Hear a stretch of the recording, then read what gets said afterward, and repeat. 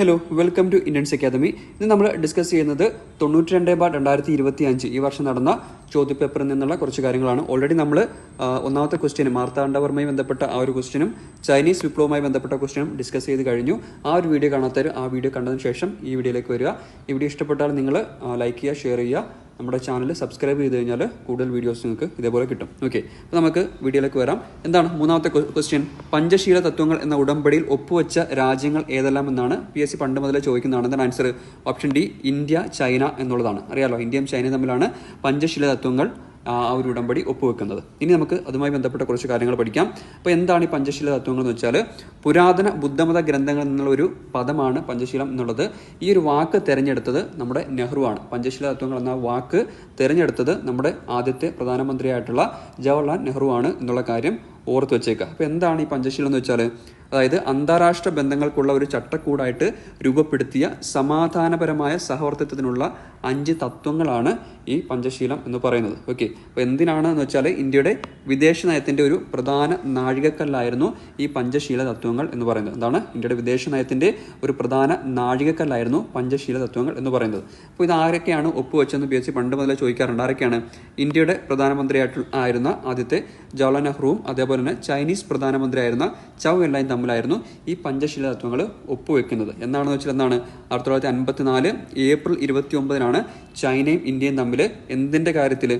Tibet മേഖലയിലെ വ്യാപാര ബന്ധങ്ങൾ സംബന്ധിച്ച് ഒപ്പുവെച്ച കരാറിൽ ഈ ഒരു തത്വങ്ങൾ ആദ്യമായിട്ട് ആവിഷ്കരിക്കുന്നത്. ഓക്കെ, എന്താണ്? 54 ഏപ്രിൽ 29 ഇന്ത്യയും ചൈനയും തമ്മിൽ ടിബറ്റ് മേഖലയിലെ വ്യാപാര ബന്ധങ്ങൾ സംബന്ധിച്ച ഒപ്പുവെച്ചൊരു കരാറിലാണ് ഈ പഞ്ചശീല തത്വങ്ങൾ ആദ്യമായിട്ട് ആവിഷ്കരിക്കുന്നത്. ഓക്കെ, ഇനി എന്താണ് ആ 5 തത്വങ്ങൾ എന്ന് വെച്ചാൽ, ഓരോ രാജ്യത്തിൻ്റെയും അതിർത്തിയും പരമാധികാരവും പരസ്പരം മാനിക്കുക, പരസ്പരം ആക്രമിക്കാതിരിക്കുക, പിന്നെന്താണ് മൂന്നാമത്തത്? പരസ്പരം ആഭ്യന്തര കാര്യങ്ങളിൽ ഇടപെടാതിരിക്കുക, സമത്വവും പരസ്പര നേട്ടവും, അതേപോലെ തന്നെ സമാധാനപരമായിട്ടുള്ള സഹവർത്തിത്വം. ഇതാണ് ഈ 5 തത്വങ്ങൾ എന്ന് പറയുന്നത്. ഓക്കെ, ഇനി എന്താണ് ചേരിചേര നയത്തിൻ്റെ ഇതുമായിട്ട് ബന്ധപ്പെട്ട എന്താണ് ഒരു ബന്ധം എന്താണ്? അതായത് പഞ്ചശീല തത്വങ്ങൾ ചേരിചേര പ്രസ്ഥാനത്തിൻ്റെ, അതായത് ചേരിചേര പ്രസ്ഥാനത്തിൻ്റെ ഇംഗ്ലീഷാണ് നോൺ അലൈൻ മൂവ്മെന്റ് അല്ലെങ്കിൽ നാം എന്ന് നമ്മൾ പറയും. ഓക്കെ, അപ്പോൾ ഈ നാമിൻ്റെ അടിത്തറ അല്ലെങ്കിൽ ചേരിചേര പ്രസ്ഥാനത്തിൻ്റെ അടിത്തറയായിട്ട് മാറിയത് ഈ പഞ്ചശീല തത്വങ്ങൾ ആണ് എന്നുള്ള കാര്യം നിങ്ങൾ ഓർത്ത് വെച്ചേക്കുക. ഓക്കെ, എന്താണ് ചേരിചേര പ്രസ്ഥാനത്തിൻ്റെ അടിത്തറ എന്ന് പറഞ്ഞാൽ ഈ പഞ്ചശീല തത്വങ്ങൾ ആണ് എന്നുള്ള കാര്യം നിങ്ങൾ ഓർത്ത് വെച്ചേക്കുക. ഓക്കെ, ഇനി അതുമായി ബന്ധപ്പെട്ട കുറച്ച് കാര്യങ്ങൾ പറയാം. എന്താണ് ഈ ചേരിചേര പ്രസ്ഥാനം എന്ന് വെച്ചാൽ, അതായത് അമേരിക്കയും സോവിയറ്റ് യൂണിയനും നയിക്കുന്ന 2 ആഗോള ഗ്രൂപ്പുകളിൽ ഒന്നിനോടും ചേരേണ്ടതില്ലെന്ന് സ്വമേധയാ തീരുമാനിച്ച രാജ്യങ്ങളുടെ ഒരു കൂട്ടമാണ് ഈ ചേരിചേര പ്രസ്ഥാനം എന്ന് പറയുന്നത്. എന്താണ്? അമേരിക്കയും സോവിയറ്റ് യൂണിയനും നയിക്കുന്ന 2 ആഗോള ഗ്രൂപ്പുകളിൽ, ആഗോള ശക്തി ഗ്രൂപ്പുകളിൽ ഒന്നിലും പെടാതെ മാറി നിൽക്കുക എന്ന് സ്വമേധയാ തീരുമാനിച്ച ഒരു കൂട്ടം രാജ്യങ്ങളുടെ കൂട്ടമാണ് ഈ ചേരിചേര പ്രസ്ഥാനം എന്ന് പറയുന്നത്. ഓക്കെ, ഇപ്പോൾ ഈ ചേരിചേര പ്രസ്ഥാനം എന്ന ആശയം അല്ലെങ്കിൽ നാം എന്ന ആശയം ഉടലെടുത്തത് PSC ചോദിക്കാറുണ്ട്. എവിടെയാണ്?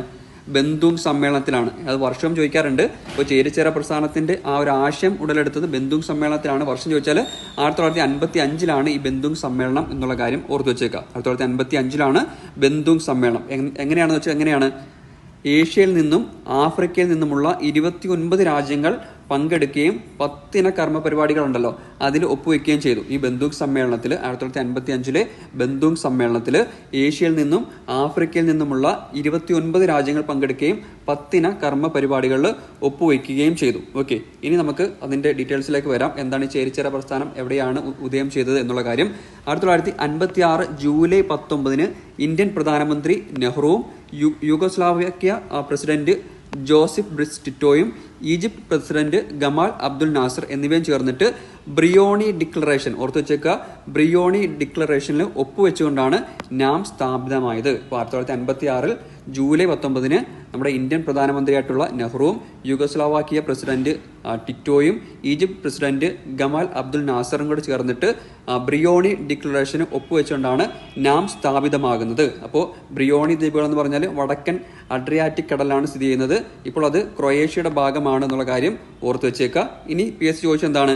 1961 ബെൽഗ്രേഡിൽ നടന്ന ആദ്യത്തെ ചേരിചേര ഉച്ചകോടി. അപ്പോൾ ചേരിചേര ഉച്ചകോടിയുടെ ആദ്യ സമ്മേളനം നടന്നത് എവിടെയാണ്?